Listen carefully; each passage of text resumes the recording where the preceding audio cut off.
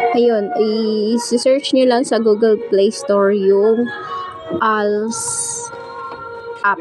So, ito yung makikita ninyo. Ito yon.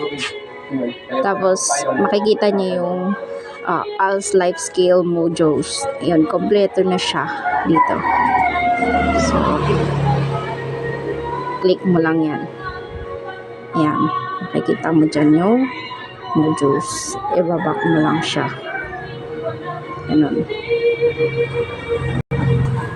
Continue. Just click continue. Okay? Then back if you want. You can also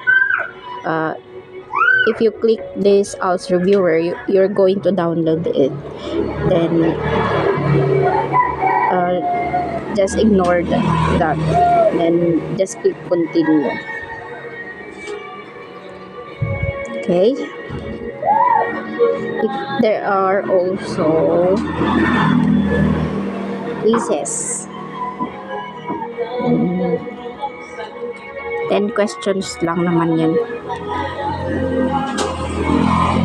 Okay?